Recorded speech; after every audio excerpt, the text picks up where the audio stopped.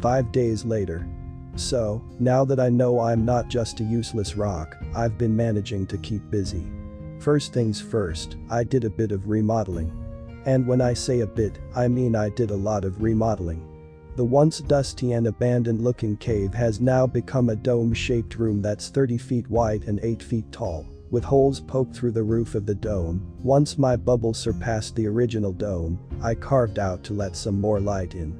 The entrance has been filled in but also carved to appear like a distinct triangle, with a 4 feet base that narrowed to a point about 5.5 feet up, carefully shaped bricks having made up the aesthetic. There's also a lot more space in the cave. Sure, I blew a considerable chunk of energy to get it done all at once, but now the cave I'm in has been carved out to be a half dome.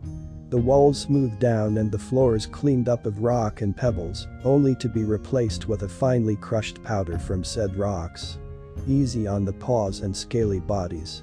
As for the layout of the dome chamber, I've built an intricate-looking but straight brick walkway from the entrance through the soft rock sand, which leads up to a 4 feet pedestal that I've built for myself.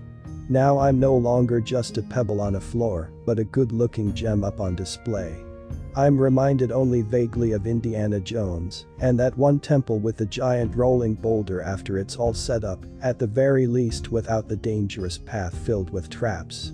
What I did find out, however, is that I can't exactly move myself. I can move things around me that can kinda make me roll around, but not myself. So to get me on the pedestal, I had Aruru pick me up with his mouth, and then had Basti sit by the pedestal for Aruru to slither up her back and set me down on it. My gem has grown nicely to that of a billiard ball from a mix of the ambient energies I've absorbed and from Basti and Aruru's hunting. I've also made some living arrangements for Basti and her kids and Aruru whenever he's not out hunting. With some help from the two, I got a generous stack of dried grass from somewhere out beyond my scope of view. I made a large bedding area for Basti and her cubs, and even carved some nooks and alcoves, as well as a bunch of odd-looking shelves and rectangles for the cubs to mess around on and park her off of. Aruru, however, was much easier to build for, as he simply wanted a rock that was hollowed out and with a hole for him to slither into, which allowed him to coil up comfortably on the bedding inside. Though with all that done, I still had a ton of materials in my storage space.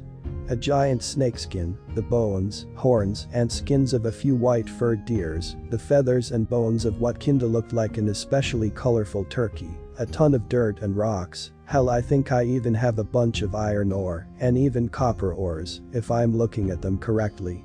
I wonder what I should do with all that, since it's not like I need to make any equipment for myself. Right, in other news, I'm finally able to see outside.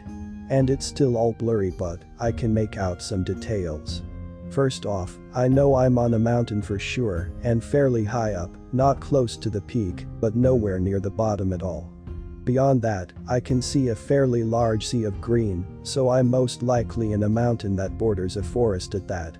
It makes me wonder if one day I'll have a bubble over all of it. After all, that voice said this territory was being assigned to me for whatever reason.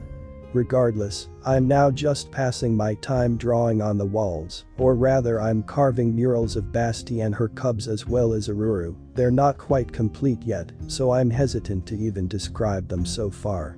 The cubs are also growing up quite nicely. I've been giving them small doses of energy these last several days, and it definitely has an effect on them. Honestly, if I didn't know any better, I would say they were several weeks old already. The biggest boy cub is the red-furred one, and he is as fiery and rowdy as his vibrant fur would suggest. The runty, gray-black furred boy cub is quieter and reserved, preferring to watch his siblings from the shadows of the Parker boxes along the wall. The blue-furred girl cub is friendly and active, and seems to maintain a healthy rivalry with the red-furred boy cub, each of them pushing each other around the Parker boxes and wrestling more than the other cubs. Finally, the white-furred girl cub is the sweetest one around, gentle with all her siblings, and even outgoing enough to interact with Aruru whenever he's around. She often basks in the sunbeams that pour in from the holes in the ceiling, though when she's not doing that, she's cuddling with her black furred brother, sitting right at the edge of the shadows as he does the same for her. Basti has been more personable ever since I've given her a name. She's taken to lounging on the steps up to my pedestal whenever she's not out hunting or doting on the cubs. She seems to regard me with great care and almost reverence, sometimes even polishing me with her tail. When I first saw her, I compared her features to that of a puma, but now that I'm looking at her, she's more of a lioness. Her build and stature cut a much more impressive figure than that emaciated scrap of fur that stumbled into my cave over a week ago. Aruru, on the other hand, is surprisingly charismatic for a snake, his scaly face being able to pull all sorts of expressions as he interacts with the cubs. Oftentimes an unwilling but cooperative playmate to them when Basti is out and about. It's almost like he wasn't planning to swallow them up when he first showed up.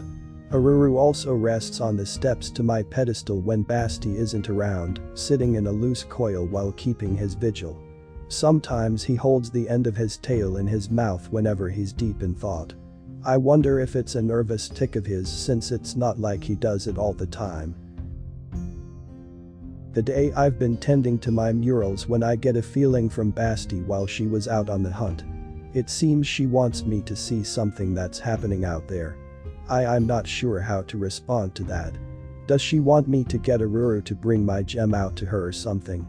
Though before I'm able to ask her to clarify, I suddenly feel our bond getting stronger, almost as if she's reaching out to me from wherever she is. Definitely intrigued by the sensation, I do my best to reach out and meet her halfway when suddenly I feel my consciousness gets ripped from my bubble.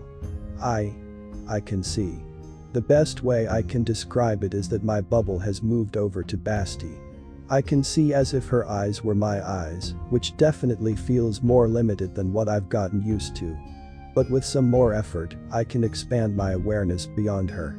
Now it's more like a third-person over-the-shoulder view. Her forward-facing angle is clear and distinct, while the rest of the 360 view around her is opaque visually, though I can sense in other ways via sound and smell. Before I let my mind start running with the possibilities, Basti demands my focus, which I eagerly give her. Looking at where she's looking, I see why she wanted my attention. There's people. Wait. Never mind, those aren't people, they're bandits, and I know an ambush when I see it. Well shit, a bandit is always a bandit, even in another world. Now then, what should I do about this? Thank you guys for watching. If you enjoyed the video, please do hit the like and subscribe buttons and activate the bell to know when more of these videos are uploaded. Have a great day.